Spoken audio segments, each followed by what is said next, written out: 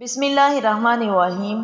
ابو لہب حضور اکرم صلی اللہ علیہ وآلہ وسلم کو اعزار رسانی میں آگے تھا۔ نبی کریم صلی اللہ علیہ وآلہ وسلم کی تبلیغ میں رکاوٹیں ڈالتا تھا۔ آپ صلی اللہ علیہ وآلہ وسلم کو برا بھلا کہتا تھا۔ اس کی بیوی ام جمیل بھی اس کے ساتھ شامل تھی۔ وہ جنگل سے کانٹے دار لکڑیاں کاٹ کر لاتی اور نبی کریم صلی اللہ علیہ وآلہ وسلم کے راستے میں بچھاتی۔ اس پر اللہ تعالیٰ نے سورۃ اللہب نازل فرمائی۔ اس میں ابو لہب کے ساتھ ساتھ اس کی بیوی کو بھی عذاب کی خبر دی گئی۔ وہ غصے میں آگ بگولا ہو گئی، پتھر ہاتھ میں لیے آپ صلی اللہ علیہ وآلہ وسلم کی طرف بڑھی۔ اس وقت آپ صلی اللہ علیہ وآلہ وسلم کے ساتھ ابو بکر صدیق رضی اللہ عنہ تھے۔ انہوں نے ابو لہب کی بیوی کو آتے دیکھا تو فرمایا، اے اللہ کے رسول، یہ عورت بہت زبان دراز ہے، اگر آپ یہاں ٹھہرے تو اس کی بد زبانی سے آپ کو تکلیف پہنچے گی۔ ان کی بات سن کر حضور نبی کریم صلی اللہ علیہ وآلہ وسلم نے فرمایا، ابو بکر فکر نہ کرو، وہ مجھے نہیں دیکھ سکے گی۔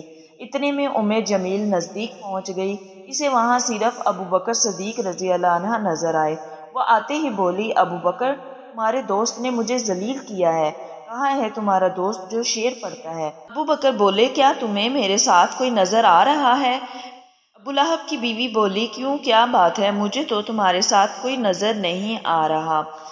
انہوں نے کہا، تم ان کے ساتھ کیا کرنا چاہتی ہو؟ جواب میں اس نے کہا، میں یہ پتھر اس کے منہ پر مارنا چاہتی ہوں۔ اس نے میری شان میں نزیبہ شعر کہے ہیں۔ وہ سورۃ اللہب کی آیات کو شعر سمجھ رہی تھی۔ اس پر انہوں نے کہا، نہیں، اللہ کی قسم، وہ شاعر نہیں ہے، وہ تو شعر کہنا جانتے ہی نہیں ہیں، نہ انہوں نے تمہیں ذلیل کیا ہے۔ یہ سن کر وہ واپس لوٹ گئی۔ بعد میں ابو بکر صدیق رضی اللہ عنہ نے آپ صلی اللہ علیہ وآلہ وسلم سے پوچھا، اے اللہ کے رسول، وہ آپ کو دیکھ کیوں نہیں سکی؟ آپ نے ارشاد فرمایا، ایک فرشتے نے مجھے اپنے پروں میں چھپا لیا تھا۔ ایک روایت کے مطابق آپ نے جو جواب ارشاد فرمایا تھا وہ یہ تھا کہ میرے اور اس کے درمیان میں ایک آڑ پیدا کر دی گئی تھی۔ ابو لہب کے ایک بیٹے کا نام عتبہ تھا اور دوسرے کا نام عتیبہ تھا۔ اعلان نبوت سے پہلے رسول اکرم صلی اللہ علیہ وآلہ وسلم نے اپنی دو بیٹیوں حضرت رقیہ اور حضرت ام کلثوم رضی اللہ عنہا کا نکاح ابو لہب کے ان دونوں بیٹوں سے کر دیا تھا۔ یہ صرف نکاح ہوا تھا، ابھی رخصتی نہیں ہوئی تھی۔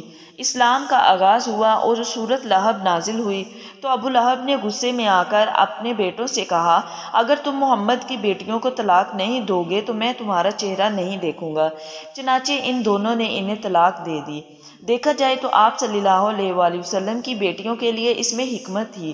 گویا اللہ تعالیٰ نے چاہا کہ یہ پاک صاحبزادیاں عتبہ اور عتیبہ کے ہاں نہ جا سکے۔ یہ رشتہ اسلامی دشمنی کی بنیاد پر ختم کیا گیا، یعنی آپ دونوں چونکہ نبی کریم صلی اللہ علیہ وآلہ وسلم کی صاحبزادیاں تھیں، اس لیے یہ قدم اٹھایا گیا۔ اس موقع پر عتیبہ نبی کریم صلی اللہ علیہ وآلہ وسلم کی خدمت میں حاضر ہوا اور اس نے آپ صلی اللہ علیہ وآلہ وسلم کی شان میں گستاخی کی۔ آپ صلی اللہ علیہ وآلہ وسلم صاحبزادیوں کی وجہ سے پہلے ہی غمگین تھے۔ ان حالات میں آپ صلی اللہ علیہ وسلم نے اس کے حق میں بد دعا فرمائی کہ اے اللہ، اس پر اپنے کتوں میں سے ایک کتا مسلط فرما دے۔ عتیبہ یہ بد دعا سن کر وہاں سے لوٹ آیا۔ اس نے اپنے باپ ابو لہب کو سارا حال سنایا۔ اس کے بعد دونوں باپ بیٹا ایک قافلے کے ساتھ ملک شام کی طرف روانہ ہو گئے۔ راستے میں یہ لوگ ایک جگہ ٹھہرے۔ وہاں قریب ہی ایک راہب کی عبادت گاہ تھی۔ راہب ان کے پاس آیا اور اس نے انہیں بتایا، اس علاقے میں جنگلی درندے رہتے ہیں۔ ابو لہب یہ سن کر خوفزدہ ہو گیا۔ نبی کریم صلی اللہ علیہ وآلہ وسلم کی بد دعا یاد آ گئی۔ اس نے قافلے والوں سے کہا، تم لوگ میری حیثیت سے باخبر ہو اور یہ بھی جانتے ہو کہ میرا تم پر کیا حق ہے۔ انہوں نے ایک زبان ہو کر کہا، بے شک ہمیں معلوم ہے۔ ابو لہب یہ سن کر بولا، تب پھر تم ہماری مدد کرو، میں محمد کی بد دعا کی وجہ سے خوفزدہ ہو گیا ہوں، اس لیے تم لوگ اپنا سامان اس عبادت گاہ کی طرف رکھ کر اس پر میرے بیٹے کا بستر لگا دو اور اس کے چاروں طرف تم لوگ اپنے بستر لگا لو۔ ان لوگوں نے ایسا ہی کیا۔ یہی نہیں، انہوں نے اپنے چاروں طرف اپنے اونٹوں کو بھی بٹھا دیا۔ اس طرح عتیبہ ان سب کے عین درمیان میں آ گیا۔ اب وہ سب اس کی پاسبانی کرنے لگے۔ ان تمام احتیاطی تدابیر کے باوجود حضور نبی کریم صلی اللہ علیہ وآلہ وسلم کی پیشگوئی پوری ہو گئی۔